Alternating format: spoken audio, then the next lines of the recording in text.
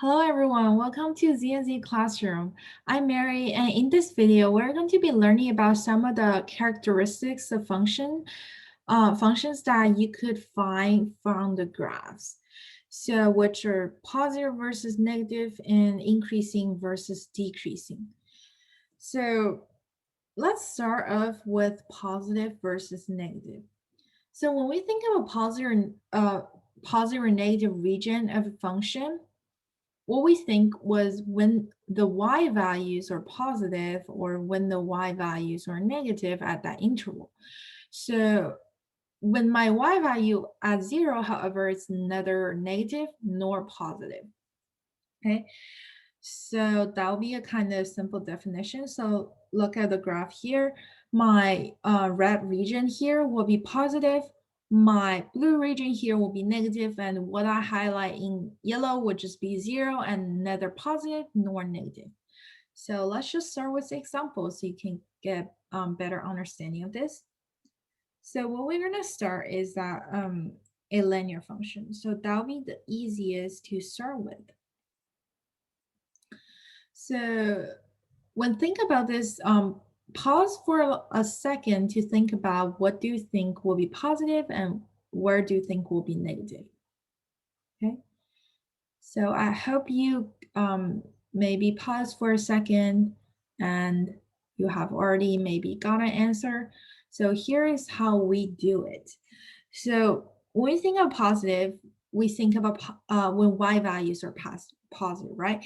So at this part of my graph, my y values are positive. So because it's 1 and 2 instead of -1 and -2.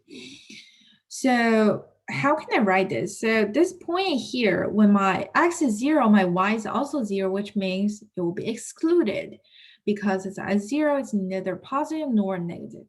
So how can I write this interval for positive here?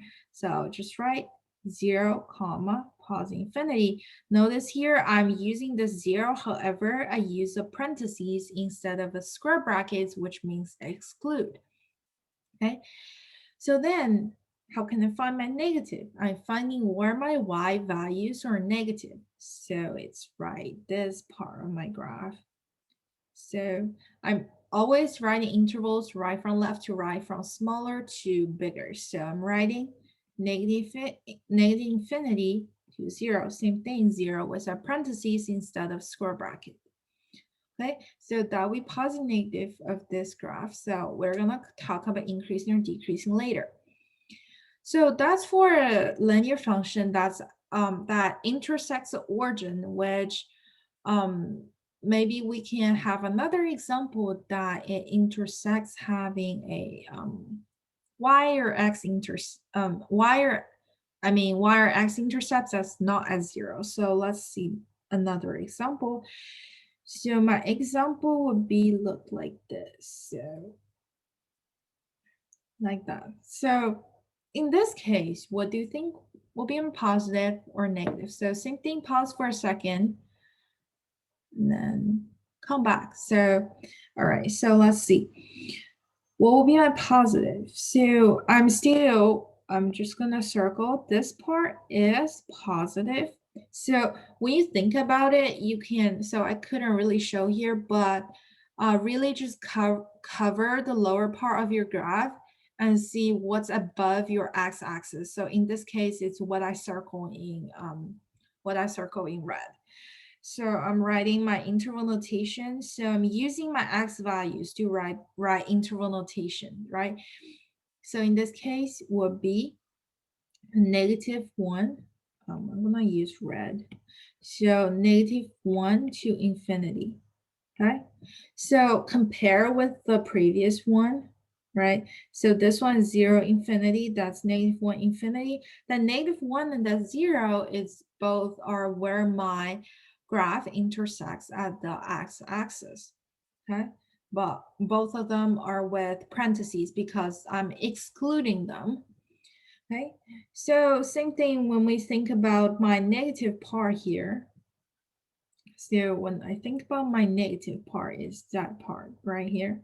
So here is my 0. So my negative part, same thing, -infinity to -1. So cover your upper half of your graph and see what's left in the lower half, and then this arrow right here, it'll just be negative infinity because so when I draw it, I would say my x values goes to the left forever. So it goes to the negative infinity, so negative infinity to -1, okay? So that would be my second example for positive or negative. All right, so we're gonna move on from linear functions.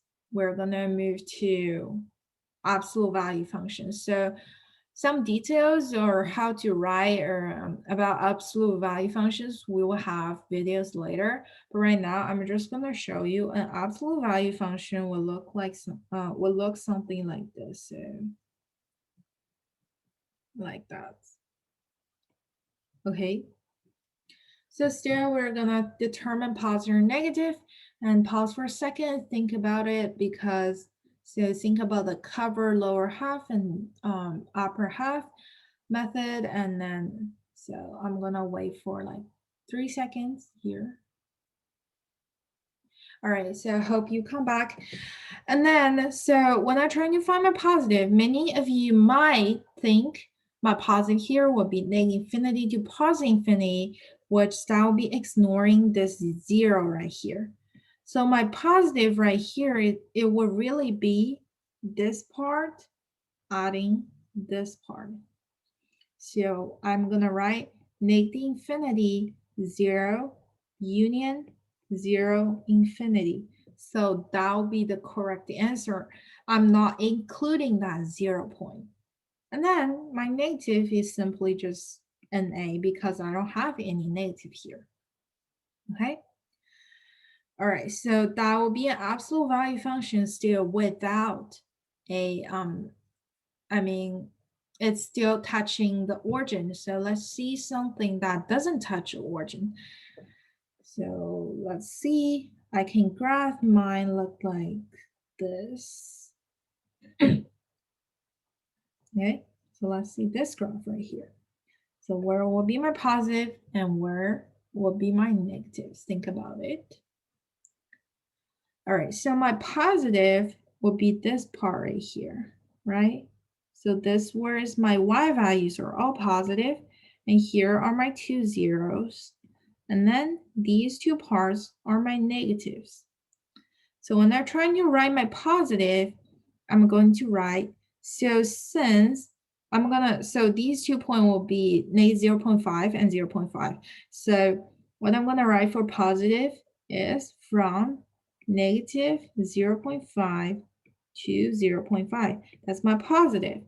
Well, how about my negative? My negative would be negative infinity to negative 0.5 and union or 0.5 to positive infinity. So that will be my answer for negative. Okay, so let me give you some a little bit more complex examples that it won't be like a normal function, okay? So let me see. So I'm gonna say I look like that, this, like that, that, right? So a function looks like this. Yeah, I just draw it randomly. So same thing, when I'm trying to find my positive, I cover the lower half of my graph and find where are my positives. So I'm gonna circle these. So this part, this whole part, I can circle it together. So, oh, I couldn't because here I have a 0. So I'm still gonna circle them separately. Okay, so here are my positive, here's 0. I'm gonna just highlight all my zeros. Okay, so here my 0 and my negative. I'm gonna cover my upper half and circle it. Okay, so that'll be my negative. So when I'm trying to write my positive, I'm gonna always pause at the zeros. Okay, so same thing. Look, so in here I'm paused at 0 because when x equals 0, my y is 0. So, I mean, the zero of this graph is the origin, so 0, comma 0. And at this point, at this graph, my two zeros or zeros are basically just x-intercept, by the way. So my zeros in this graph will be negative 0.5, 0, and then another one will be at x equal to 0.5. So see, these two values here is negative 0.5 and 0.5, negative 0. Negative, so that's a little bit big. So, sorry. So, okay, so negative 0.5 and 0.5, okay? So basically these two values are my x-intercepts or zeros. So, and then they're with parentheses because they're when my y values equal to 0. Okay, so that's so many zeros. All right, I'm gonna try to avoid that that word a little bit. So in this case, how to write my positive? My positive from here, I could say this one is to the negative infinity. So negative infinity, and then I'm gonna write my 0 here. So this 0 is at when this 0 is at when my x value is equal to negative 1.5. Okay, union, just union a little bit. Union, and I'm gonna start in here, negative 1.5. Then I end at 0, 0. All right, so 0, then another union. So here I will start at 1.5 and end with plus infinity. So that will be our positive regions. Then my negative regions is just this one part, which I'm starting at 0 and end at 1.5. Okay, so that will be my positive and negative of this graph. All right, so these are all when I'm using my zeros or x-intercepts to determine, help me to write my positive or negative regions. So what if my graph doesn't touch the x-axis, which I don't have any x-intercepts? So let me still just give you an random graph. So let's see if my graph starts right here like that, and then end here. So let's see. So in this case, I didn't touch my any zeros, right? I didn't touch my x axis.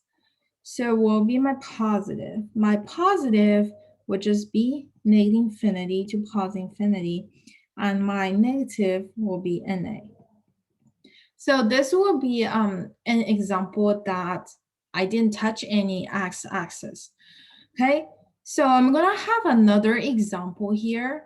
Okay, I'm gonna circle this whole part as my pause. So I'm gonna have another example here that maybe I'm just not going to have arrows on both sides. So when I'm trying to, I guess I'm gonna draw a new graph here. So number 7.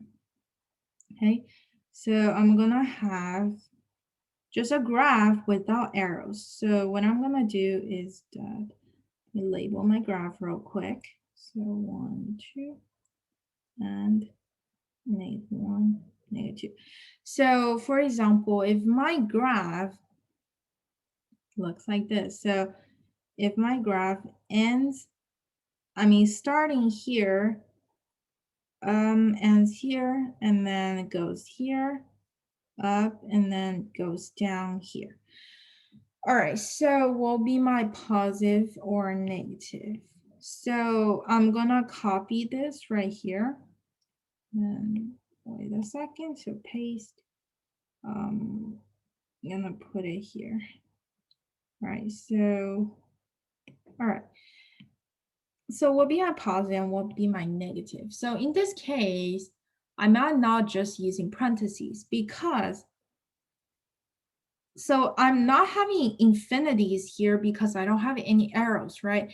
So my starting, so this whole graph, basically I drew it all pausing purpose since it won't across the x-axis. So my starting point here is at -2, which I'm gonna write using with a square bracket since it has a positive value. When x equals -2, it still has a positive value. It doesn't touch 0. So I'm going to use square brackets. And then it ends at 2, which is also a positive value, which I'm going to still use square brackets. So that will be a case when I don't have infinities, and then I also don't have x-intercepts. All right, so this graph is like this. And then the negative definitely would just be an A because I didn't draw any negative parts. All right, so that would be positive or negative. And then let's move on to increasing, decreasing. So for increasing, decreasing, basically your definition would be when your input value is increasing. If your output value is also increasing, then your whole graph is increasing. But if your input value is increasing and my output value is decreasing, which they goes opposite, then my graph will be decreasing. And then similarly, when my x value is decreasing, my y value is also decreasing, then my graph is still increasing. However, if my x value, which is my input value, is decreasing, and then my y value is increasing, which goes oppositely. Y value is basically the output value. So if they goes opposite, then my graph is decreasing. When it goes to the same side, my graph is increasing. Okay, so let's see. In the first graph, so look at this graph. I can look at it into two parts. So look at the ones that I circle in red. So when my x values goes to the positive end, my y values also goes to a positive end. So it goes to the same side, which means they're increasing. Look at the left region where it's negative part. So when my x values decrease to the infinity, my y values also decrease to infinity. So it's also increasing graph. So what I'm gonna do here is that basically my whole graph here is increasing. So there's no part it's decreasing, so it's in A. Okay. So basically for linear functions, you can basically say that if my slope is positive, then I'm increasing. If my slope is negative, then my graph is decreasing. Okay. So for a second graph, same thing. My slope is increasing. My slope is positive. I'm increasing. So still negative infinity, positive infinity, and decreasing would just be NA, right? So that's easy for linear functions. So I'm gonna just do a small notes here. So I'll say slope positive will lead to increase, and then slope negative would lead to decrease. Actually, I will write decreasing, so that's more accurate. All right. So that'll be for for linear functions, and for absolute value functions, for increasing, decreasing, there will be two. So for example, for increasing this graph here, so basically you can see this absolute value function into two linear functions. So when you cover the left half of your graph, you only left with this, you only left with the right half of the graph. You'll see that the slope is positive, which I'm increasing. So I'm gonna write that first. So the right part of my graph, which is 0 to infinity, I am increasing. However, when you cover your right half of the graph, when you just see your left half, you'll see my slope is negative, which my graph is decreasing. So this sometimes might be confusing for some people that the left arrow is also going up. It kind of like might cause you some misunderstandings that two arrows goes up. People would think they're all increasing, but actually the left part of the graph, think about like the slope is negative, then my graph is decreasing. So that's how you determine this. All right, so basically on the left part, when my x values or input values is decreasing, my y values or output values is increasing, then they go oppositely. So my whole graph is, my function at this part is decreasing. Okay, so hope that cleared up. So let's go to the next one. So let's see. Same thing. When deal with absolute value functions, cover one side and look at the other side. So for example, right now, I'm gonna cover my right side and look at my left side. So my left side has a positive slope because when I do maybe rise over round or something, it has a positive slope. So which means it is increasing. So I'm going to say the left part is increasing. So it's negative infinity to 0. Okay, notice something here. For increasing, decreasing, we'll always be using parentheses because you couldn't really increase or decrease at a point. So in here, I'm going to say negative infinity to 0. Okay, and then when I cover my left half of the graph, I'm gonna find that it has a negative slope, so it will be decreasing from 0 infinity. Okay, so it's exactly the opposite of these two graphs since they're kind of an opposite absolute value functions. All right, so let's go to some complex ones. In number 5, where will be your increasing or be decreasing? So think about it and come back in, just pause it and then come back. All right, so I hope you pause it and think about it already. So let's see, for this part, for increasing, I'm finding where so since all of these have kind of straight lines, I can just find where my slope is positive or negative. So what I'm gonna do is I'm gonna find where my slope or positive. So I can see that this part, the red part here, this part, my slope is negative. So okay, I shouldn't draw it in I should probably draw it in green. So this part right here, I have a negative slope, so I'm gonna put negative infinity to negative 1.5, right? And then starting with negative 1.5, I'm having a positive slope right here. So what I'm gonna do is I'm gonna say negative 1 point from negative 1.5 to this is negative 1, I'm increasing. And then I'm gonna have a decreasing slope again that will continue here. So that's union negative 1 until that's 1, right? So that's actually all my decreasing slopes. And then because I end with a positive slope. So which is union 1 infinity. So that's where my positives are. All right, so remember I use parentheses and then that will be my answer, okay?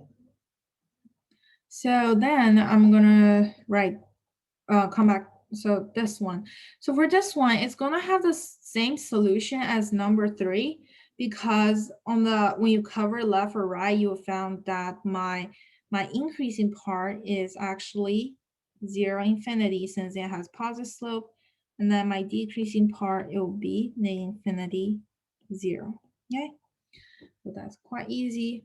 And then for this graph, so it basically has 3 parts. So what I'm gonna do is that um, for for for my increasing, I'm finding positive slopes, which is this part right here. So this part, which is negative 1, 0. And then my decreasing slopes are here. In this case, so it's negative 2, negative 1, and then union here is 0, 2. Okay.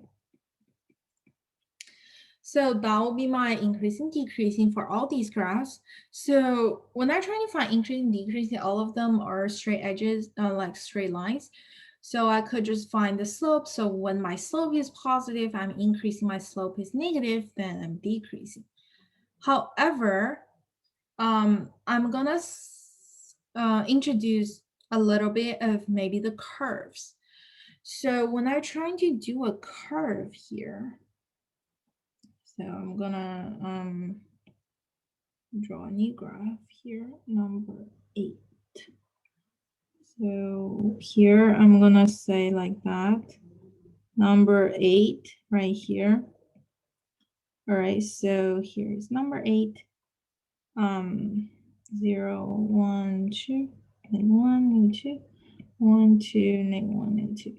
So how about curves? How can I do that? So I'm gonna say like a curve like that, right? So I'm still okay. Let's do positive or negative for this one too as well. So because it won't take long, right? So and that will be the last graph in this video. All right, so let's have that right here. All right, so let's first find where it's positive and where the negative is. So positive here, here, right? So I'm gonna write negative infinity. That's negative 1.5 union, negative 0.5, and then 1, right? So the positive and negative here and here. So which is negative 1.5, negative 0.5, union 1 infinity. Okay, that's my positive negative. All right. So let's move on to increasing, decreasing. So how can I find my increasing, decreasing? So remember, when my graph is increasing, my x or y goes in the same size. So either they both increase or either they both decrease. So let's say, so at this part right here, so let's see, at this part right here, my x and y both, so I'm gonna erase these circles. So at this part right here, my x and y goes the same direction, because look, when my x increases, my y also increases. So this part of my graph would be increasing. So that's from -1 to 0. Okay. And then the other two parts will all be negative, because it kind of so at this point, when my x goes up, so my x increases, my y decreases, right? So this part will be negative, so negative infinity to -1. And then this part right here also, when my x increases, my y goes down. So my y goes down. So that will also be decreasing. Okay, so it's 0, infinity. So something you mentioned here, that when you read your graph, you always want to go from left to right. So many times this arrow right here will be really confusing for people, even though this might be a simple concept, because people would think, oh, my so like my thing goes up or something. But if you always read from left to right, you will mess up, because you would think that, oh, my x increases, then my y also, my y decreases, because my x goes that way, my y goes down, right? I mean, if you read it the other way, it will also give you like it goes oppositely, because when my x decreases, my y increases. But I prefer to read from left to right, because that will be easier to do. So I always just read from left to right, and don't confuse with the arrows that goes up or down, right?